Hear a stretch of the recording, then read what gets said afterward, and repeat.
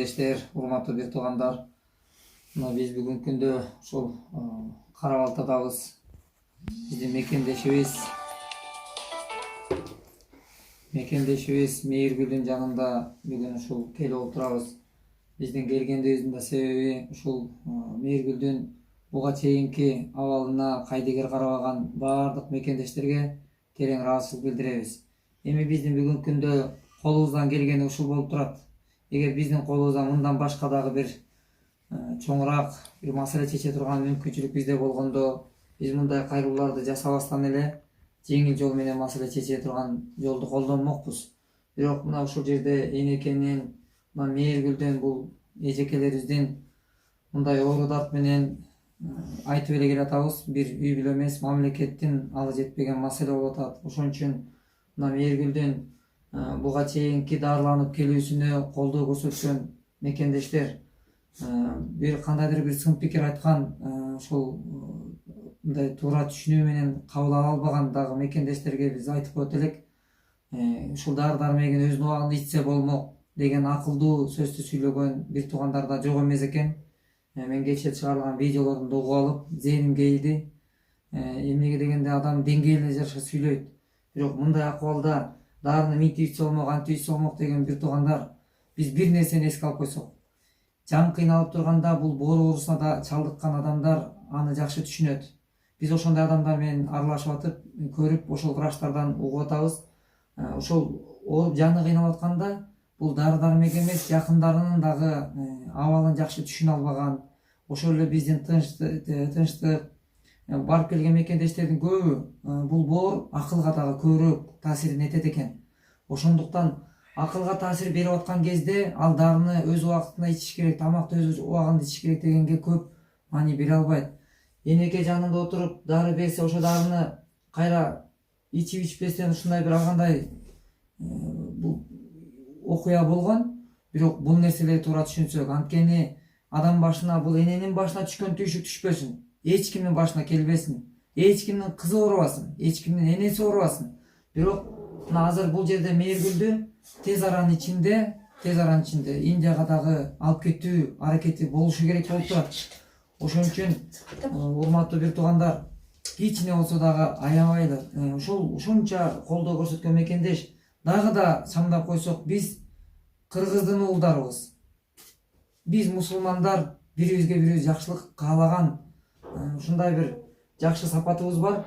Ошон үчүн ушул Мээргүлдүн бүгүнкү бул абалына кайдыгер карабаңыздар. Мына азыр тезирээк барып Индияга барсак, кайра калыбына келип кала тургандай чоң мүмкүнчүлүктөр бар. Ошон үчүн колубуздан келишинче мынакей азыр Энеке өзүңүздүн дагы оюңузду айтып эме кылсаңыз. Мен оюмду айта кетсем, биринчи кызым ооруганда Азамат Байматов жардам берген. Эл бар экен, элден айланса болот экен, элдин күчү менен кызым барып дарыланып келди. Дарыланып келгенден кийин кызым операциядан чыккандан кийин стресс болуп калды. Ошол боюнча ооруп атат, 2 айдан бери ооруп жатат. Мен кошунасы уулум, ушу кыргыз элим, ушу кызга мээримге жардам бериңиздер. Ушу кыз жакшы болуп кетсин. Дагы сураныш силерден, дагы ушу кызды эме кылбай жардам беришиңиздерди суранам. Ушу кыз жакшы болуп кетсин. Алла Кудайым силерге берсин, ушу кызга жардам беришиңерди сураныш. Кымбаттуу кыргыз элим, кызым 7 жашынан атасы өлүп кеткен. Мени деп ушул кичинекейлерди багып, Москвага иштеп келип, ушул акыбалга калды.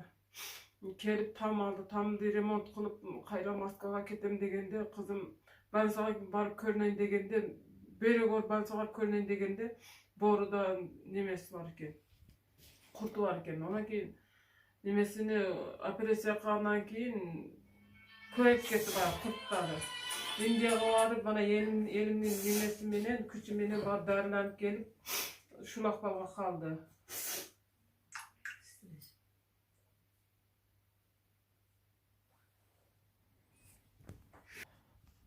Ошол кызыма жардам берип коюңуздар. Кызым мени де мына 2 неме кылып,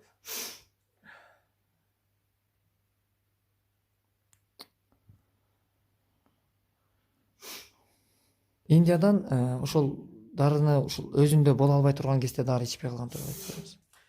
Ошо Индияда жүргөндө ошол стресс болуп өзүгө керектүү дарылар ичилбей калган. Жок, ошол акылы өзүндө болбой турган болуп калды, ошол мезгилдечи мисалы. Акылы өзүнүн акылын жоготуп койгон ошо дарылар ошого ичпей калган. Ошол ойдон Мына ошол урматтуу бир туугандар, мына Мээргүлдүн кечээки видеолорунда дагы мен карасам ошо айтып атышат, эме дарыны ушу убагында ичсе болмок да деген сыяктуучу. Анан мен да ошого айтайын деп атам. Бул ошол Мээргүл операциядан чыккан кезде Мээргүл эле эмес, деги эле көп мекендештерибиз бул оор операция. Бул 13 саат боло турган операциялар. Бул наркозду көбүрөөк наркоз жеп калат адам. Ошол операциядан кийин өзүнө келе албай көп убакыт кармалып калат. Ошол кезде дарыны иче албай, анан эне дагы ал жерде өзү дагы мына бир боорун берип олтурган эне ал жерде ошентип кичине дарыдан өтө көп убакытчалык эмес, бир аз убакытчалык үзгүлтүккө учураган учуру бар экен. Анткени алар өздөрү да билбептир. Мээргүл ичип атырмын деп эле баягы ичип атыр экен деп эле тилинин алдына кое элеметкен экен дарыларды. Ал бир аз убакытчалык эмет экен. Эми бул жерде Мээргүлдүн мына ушул акыбалында эми сөздү көп өтпөй, урматтуу бир туугандар, сөзсүз жардам бериңиздерди өтүнүч кылабыз. Өтүнүч катарында эми өтө негизи акыбалы оор бул үй бүлөдө. Эжекемдин 2 кыз, 1 уулу бар экен. Эми Кудайым буйрса сөзсүз жакшы болуп кетишин насип кылсын жараткан эжеке. Кудайым Аллах Таала берген дартына шифа берсин, Аллах Таала берген сыноосуна жеңилдик берсин. Кудайым буйрса көптүн катарында Мээргүл да жакшы болуп кетишин насип кылган болсун.